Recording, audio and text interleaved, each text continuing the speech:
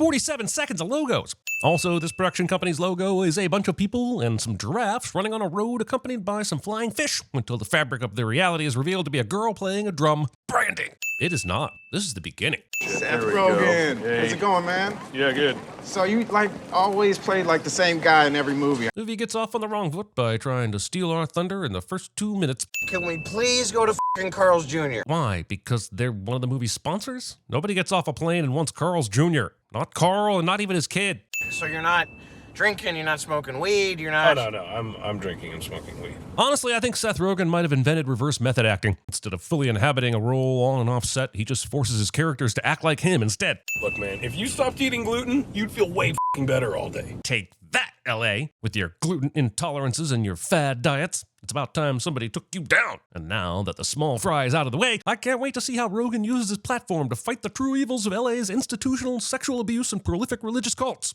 Who the f*** told you not to eat gluten? It's just true. You don't even know what gluten is. What gluten is? It's like during the script writing phase, they thought that the word gluten was so hilarious, they put it in every single line of this dialogue so that it would have the appearance of being somewhat funny. Also, it's time for a bonus round right at the beginning of this video. Gluten? Gluten is gluten. You have no idea I what do know what gluten is. Gluten. These assholes backed into a space in the Carl's Jr. parking lot to eat their food. They couldn't just go in the restaurant. Carl's Jr. could have put up signs everywhere to continue this shameless advertisement inside. It's Gandalf the Grey's pipe. This looks nothing like Gandalf's pipe, you filthy mudblood. I'm a well-known homosexual advocate. I'm not sure what part of that was supposed to be funny, but it certainly wasn't the words part. Everything is sped up super fast, so I guess I'm laughing without really knowing what is going on here. I know that by the end of it, Jay and Seth are... Do we need to censor scissoring? They do a fully clothed... I don't know if we can say it. At the end. If you put the William Tell overture into this thing, it would be a Clockwork ganja. Look here, I'm not buying that Seth Rogen took a break from weed and PlayStation to throw on the news. I can tell when I'm being foreshadowed at, you assholes. Will I even know anybody there? You know James Franco? James Franco doesn't even know my name. Not realizing that James Franco actually prefers not knowing the name of the people he's entertaining. Allegedly. Craig Robinson? Never met him. Did you forget Fanboys? Because I sure didn't. In that movie, your character along with a bunch of friends try to watch Star Wars Episode 1 before the release date, and before you know it's terrible. You break into George Lucas's house, and at the end, you're met with a bunch of security guards. One of those guards is played by Craig Robinson, and you're in the same shop. So don't give me this I never met Craig Robinson bullshit, because I saw it happen. Either that, or you were an asshole and never introduced yourself to him, even though you were both in Knocked Up. Either way, it's a sin. This place is like a piece of me. You two just stepped inside me. Hey, look up James Franco if you want. I'm sure you won't find anything too concerning. But when you come back, see if this line sits well with you. You let us both come inside you. Yeah. See, it's funny because it sounds like he had sex with another man. You ever been to Subway? Jesus, we're only 7 minutes in and we're already close to a fast food bingo in this movie. It's very telling that in 2013, a celebrity party where a woman is being assaulted by a coked-up male actor is played for laughs. They knew shit was happening, people! Allegedly.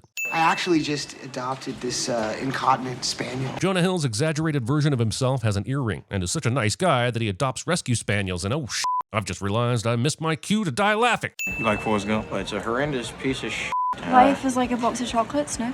You know, I'm familiar with it. You never know what you're gonna get. I know we're trying to show that Jay doesn't mix well with any of Seth's other friends, but goddamn, is this the best we can do? Being disappointed in his feelings about Forrest Gump by sadly quoting the movie? Hey, does this Coke smell funny? This is about as close as we will ever get to a Superbad reunion, and I hate this scene for making me thankful for that. Oh, Jesus! I bet this movie was a lot more fun to make than it is to watch. You okay, man? No, it's nothing. It's just, as soon as we got there, you did what you said you wouldn't do. You What just did I do? ditched my ass. As Seth Rogen is about to point out, you ditched his ass to smoke a cigarette alone. And worse than that, your bullshit attempt at manufacturing false tension just made me side with Seth Rogen. Is Michael Cera's butthole as adorable as I picture? I picture it looking like a little donut, a little pink sprinkled donut. Wait, what the f*** are the sprinkles supposed to be? Please do not answer that. Excuse me. Would it be possible for my daughter to use your restroom? She's really got to go. Read the sign. Customers only. Seriously? Why the f*** do you think I put up the sign? The only reason this scene exists is the foreshadowing about who gets into heaven and who doesn't when the blue beams of light start tractor beaming people into the afterlife. But what if she runs this store because she's trying to put her kids through college? What if she's nice and giving about everything except this? The complexity they gave this woman is if you don't allow people to use the bathroom for free at your business, you're going to hell. I just want to drink some pop and smoke some weed. Movie takes 15 minutes and 58 seconds to finally, this is the end. Now, that may not seem like a long time, but this sin is in recognition of the 15 minutes of self-aware, not as funny as they think it is, reality-adjacent skull-f***ery that we've had to sit through. I know this is a highly exaggerated version of our own world, but the characters in it are referencing actual movies that they actually made. So in what world does a movie like this get greenlit and with that title? And what about that fucking gross tagline, which I'm glad I can't fully see, but know exactly what it says. I love how in apocalypse movies, we always get this world goes immediately insane 10 seconds into a disaster nonsense. I mean, other than the beams of light, which could have been easily missed, what differentiates this from a regular-ass earthquake? Whose first instinct upon feeling a tremor is to drive their car into a 7-Eleven or murder a pedestrian? We all know the toilet paper hoarding is step one. Why the f did you bring me down here? How the f was he supposed to know this was going to happen? I want to know what kind of weed Jay thinks Seth has been smoking that would have given him the ability to predict this. Also, a more appropriate question is, why the f are you running directly into exposed electricity? Seth, the f is he talking about? I have no idea what he's talking about, honestly. Sure does suck when you claim something happened to you, but a bunch of your male Hollywood peers fail to take you seriously, huh?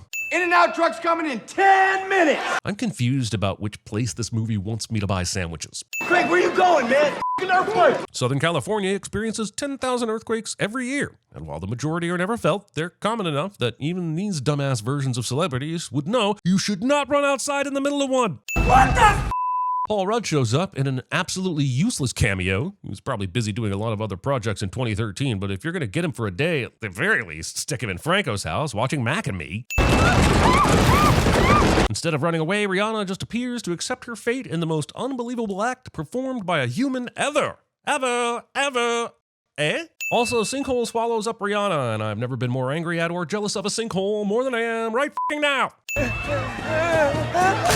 Finally, some meaning in this movie. This is clearly a metaphor for how even the most likable people in Hollywood have to be ruthless and crush the competition beneath their feet in order to get ahead. Or someone really wanted to see Paul Rudd explode someone's head with his shoe. It's probably that. I tried to save Aziz. I tried. Nuh-uh. I saw you a couple minutes ago and you clearly... Oh, I get it. The joke is that you didn't try to save Aziz, and now you're telling Seth Rogen what an almost hero you were. But why even bring it up unless it's for the audience? No, I understand. I'm a buzzkill. Office is urging people to stay in their homes right now, and also reports of looting and rioting. Rioting and looting? Already? The earthquake started minutes ago. People? Sorry, I accidentally added a comma in there. Let's try that again. People. Thumbs in my butthole, man. Seth Rogen went to the Cocaine Bear School of Body Part Locations. Y'all need this. Careful that.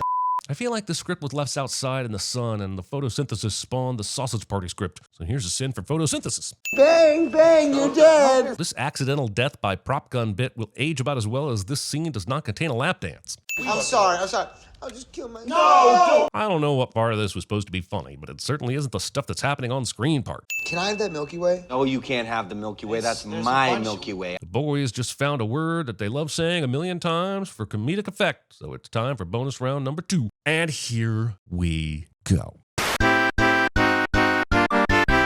A Milky Way. Milky Way? Milky Way, the Milky Way. Milky Way. Milky Way. Milky Way. Milky Way. Craig wants a bite of the Yeah, I Milky want Way. to bite of the Milky Way. It's the f***ing Milky Way. Milky Way? Milky Way. I want 1/5 of your t-shirt. I want the bottom part, the belly. I'm not sporting a crop top in your house. Apparently, a good portion of this movie was completely improvised. Yep, I buy that. DMX has the Rough Rider crew. You can't stop, drop, and open up shop alone. I don't know about that, but if this keeps going, y'all gonna make me lose my mind up in here. Skynet?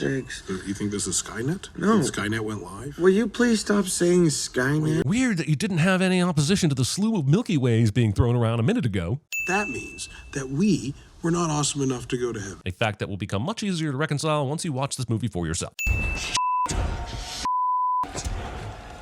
What the f*** was on his feet? Concrete stilettos? The only way he was making this much noise was if he started a recording of someone walking down some stairs very loudly and timed his steps perfectly with that. And that just seems unnecessary. That is a terrible way to crack eggs unless Danny McDonald's exaggerated character flaw is that he enjoys picking eggshells out of his butthole. Dude, are you about to masturbate while holding that knife? Sound out what I just said and you'll realize how stupid that is. Danny's alive. He's eating all the f***ing food. Is it my fault or the movie's fault that I had no idea Danny McBride was in James Franco's house this whole time? When he woke up in the bathtub and he went into that filthy-ass kitchen, I thought this was his house. Also, I know this movie is lampooning asshole self-absorbed celebrities, but how did no one run across Danny McBride the entire time they were boarding the place up and preparing for bedtime? James Franco didn't suck any last night. Now I know y'all are tripping. I think this is supposed to be funny because being gay is an insult. Ah, 2013. So long ago. Eating, man. Get after me. Give me the bacon. Guys, Guys, once the food is in someone's mouth, it is no longer food that can be saved. I'm not a You're gonna f us. If you want me to f you, I will. I've got to admit, the commitment to just constantly bombarding the audience with drug and sex jokes and non-stop swearing is a wonder to behold. This is a bunch of buddies making a movie together and not giving a f***. You should watch this with a large audience in one of those cool theaters that let you drink and smoke weed. But I'm just a lonely sinner who isn't watching this with a giant audience, and I've run out of beer and weed, and I feel like there has to be more comedic variety than this. Does anyone remember Charlie Chaplin? Granted, his movies were like 80% fart jokes, but in the other 20%, you got that wonderful roll dance and the gold rush. I feel like if there was anything like that in this movie, Seth Rogen would the rolls. Here's my vote. All of you, I'm letting him in. This is boring. But you were one of the guys who was adamant about not letting him in because you thought that he sucked. Your whole thing since the moment you entered the movie is not giving a by the change of heart. This is real. This is real. Rumor has it this scene was completely improvised and nobody told Danny McBride. This is literally how he reacted. Also, the boys kick a severed head around the house, and all I have to say is it was much funnier when I saw it in the sadly forgotten Chris Elliott show, Get a Life. Typical f***ing McBride. Like, I've been feeling really weird about him lately. Like, I don't really know if I want to be friends with him. This video confessional sets up a joke that is way more sad than funny. It's all in here. In the book of Revelations. You took my Bible? James, he obviously just found the Bible and read some stuff in it. He definitely didn't take it. Not in the sense you're claiming for an obvious James Franco owns a Bible joke. And the light of the Lord shall shine down, and those of good heart shall be brought into my kingdom of heaven. That's the rapture. Those are the gigantic beams of blue light. Yeah, but a lot gets lost in translation. The original text was talking about a promised land for food where hot dogs get to f as many buns as they want. Yeah, the OGOT was wild. And out of the pit rose a great red dragon having 7 heads. Well, it's a good thing you're here to train it then. That old serpent called the devil and Satan, which deceiveth the whole world, was released unto the earth. First off, I think only some of that quote comes from Revelations, but second off, does this picture show a red dragon with 7 heads? Like, even if I counted what looks like the demon's tail, it has at most 4 heads. This might be the best part of the movie, the Pineapple Express 2 trailer, but now I'm wondering why there isn't more stuff like this. If we're making a meta comedy where the celebrity buddies get together and goof around, it'd be awesome to see them doing crazy takes on their past work. The idea being, even with the apocalypse going on around them, performers are always going to perform. Out there in your travels, did you see anything that you would describe as apocalyptic?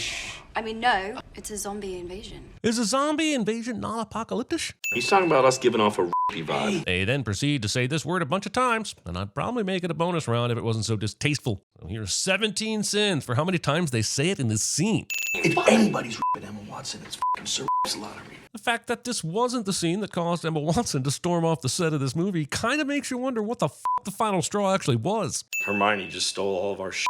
I'm going to tell you what's bullshit about these video confessionals. Video confessionals are used in shows like The Office to generate jokey thought bubbles for extra content. In this movie, where everything is in your face, there's absolutely no reason for these people to confess anything to a camera. They could tell these same jokes out in the open and they'd have the same effect. Whoever pulls the burnt match has to go get the water. I'm actually surprised this movie showed restraint by not having everyone pull down their pants and whoever pulled the shortest had to get the water. Am I actually sinning this movie for showing restraint or not having the idea? Yeah, I guess I am. Really?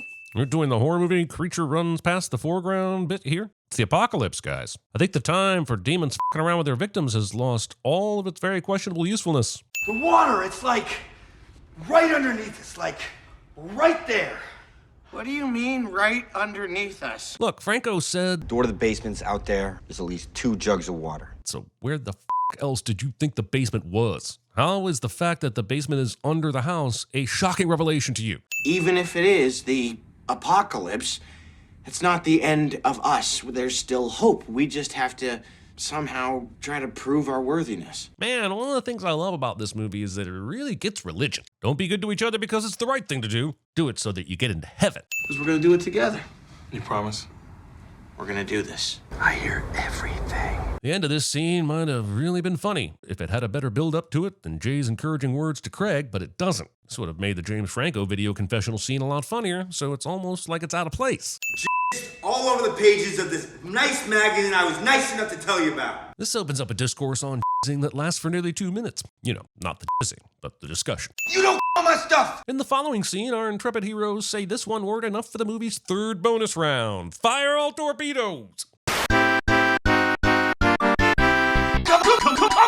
on! We went to see fucking Gladiator, and you sharded midway through the movie. Movie makes us hear this Seth Rogen shit his pants in a theater anecdote, and I will forever wish I had spent those 30 seconds shitting my own pants instead. There it is! Yeah! So how did they get the water back up to the first floor? I guess they throw the heavy-ass water bottles from the basement and hope it doesn't explode all over the floor if someone doesn't catch it? How did they get out of the basement? Is there a ladder? We don't know because they cut straight to the water celebration in the next scene. This is the worst possible choice of glassware they could have made. I don't know what they're fucking called, but no one has ever poured a beverage into one without spilling 90% of the fluid intended for it. I just thought I was doing something nice for you guys. Just to apologize for my behavior at the party. Apologizing for behavior that was not depicted in the movie. When I on your magazine, James. Movie still has even more room for this topic and its rich source of humor. The only reason why you care about any of us is because you think that's what God wants you to do. And they turn Danny's eavesdropping into a completely unreasonable distortion of a conversation that does not pay off comedically or dramatically. So we're just going to zoom in on Jonah Hill in this shot so we can discuss the demon in his bed and the demon's appendage that shows proudly and prominently in this scene. Anyway, yeah, I don't think I needed to see that. That's the hard-hitting analysis you get from CinemaSins. This is no dream. This is really happening. Movie does Rosemary's Baby when it really should have been doing the demon yelling, "Ask me about my wiener!" Also, what exactly is Satan's plan here? And no, I don't need this specific stage of the plan spelled out. I don't want to bleach my ears as well as my eyes, but if he can get into the house whenever he wants, why doesn't he just kill them all and send them all to hell? Can't he just do all the weird sex stuff from there? I just drank my own pee for the first time. And it ain't bad. I guess I can cross watching Craig Robinson drink his own piss off the list of things I never wanted to see but had forced upon my eyes.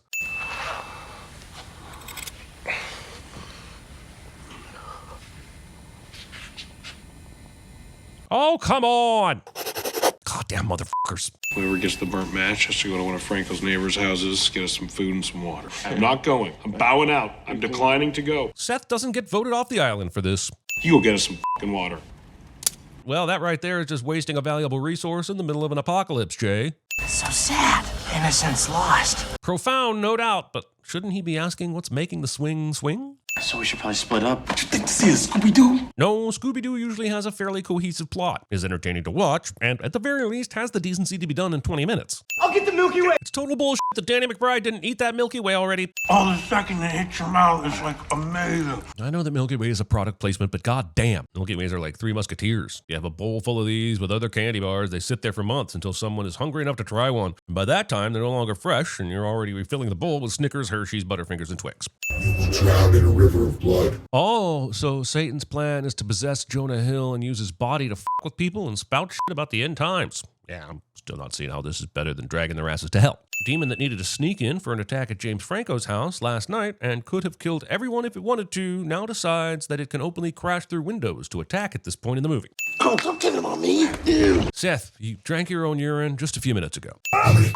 You said. I was about to say they got a whole lot of mileage out of this one joke, but I feel like the joke's usefulness only traveled an inch or so. Come on! I can't think of a single instance where I've rooted for the monster of the movie more. Craig tackles Jay through the door, and I guess the demon can't get to them now? I'm sure the demon's momentum took it down the hall a bit, but they're sitting here like they're completely safe. Then the movie cuts to the Franco house so that it won't have to explain how they got away. Huh. Interesting. There's a no unlawful sex poster hanging up in James Franco's house. Allegedly. I saw that coming, that there's actually a God? I'd say 95% of the planet. Hey Jay, prepare to have your ass fact-checked. That number is actually closer to 85%, so there! I do not know why I'm celebrating. No one's a winner here. I gotta admit something. I f***ed Lindsay Lohan. She was f***ed up, she was high. Someone watched this bit and said, yeah, let's put it in the movie and show it to millions of people. As if 2014 Lindsay Lohan really needed to be the punchline of some fucking improvised joke from James fucking Franco. Whoa. God did this. He gave us light, and then he took it away. Holy shit, Thomas Edison is God? Calm down. I know Edison didn't do it alone, but the joke works better with one name, and it helps if it's one you recognize, you nerds. I know what we can do. Movie has time for this.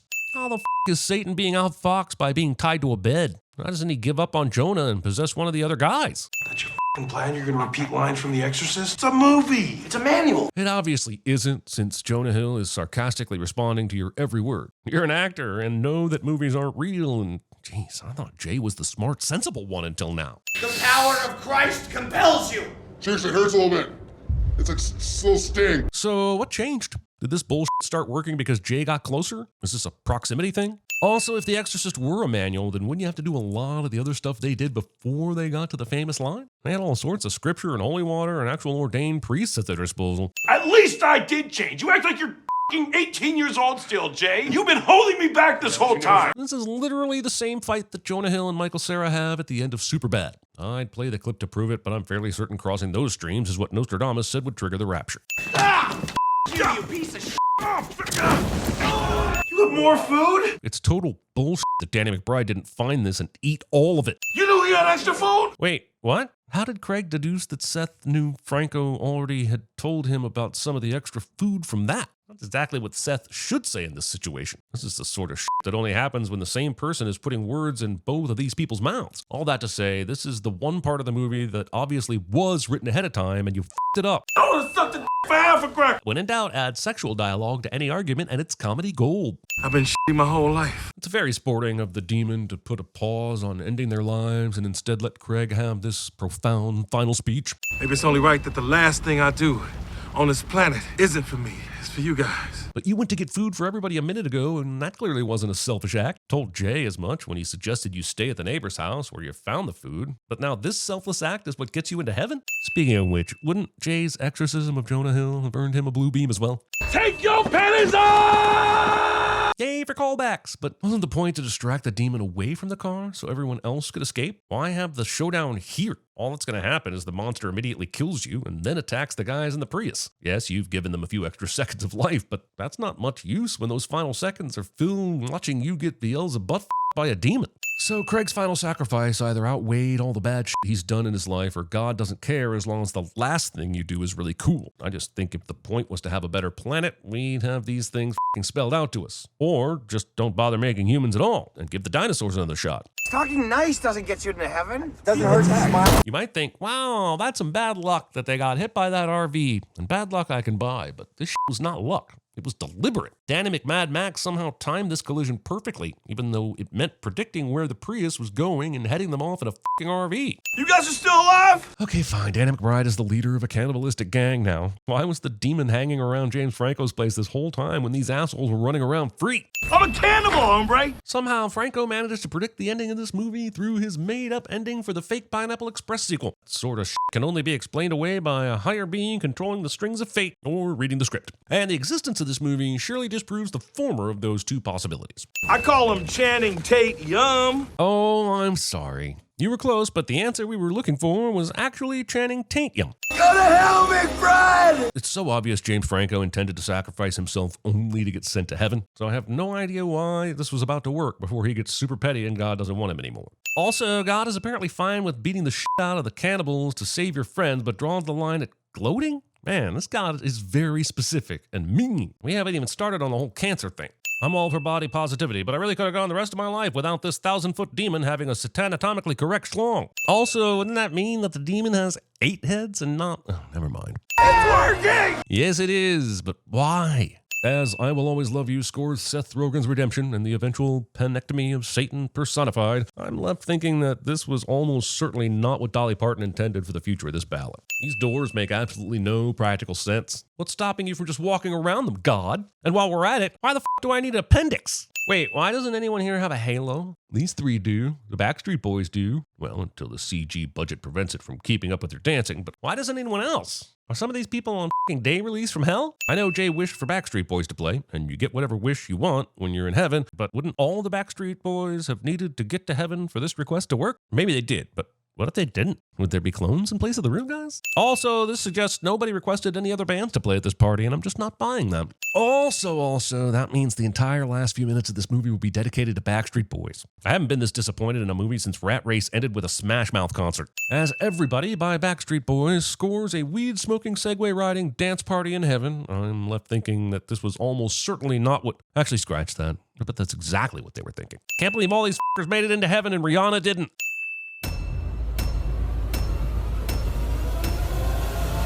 Terminate with extreme prejudice. A whole galaxy of multicolored uppers, downers, screamers, laughers. Also a quarter tequila, quarter rum, case of beer, pint of raw ether, 2 dozen amyls. Icing on the cake.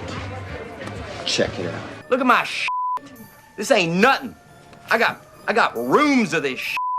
I love you. I love you. I'm not even embarrassed to say it. I love you.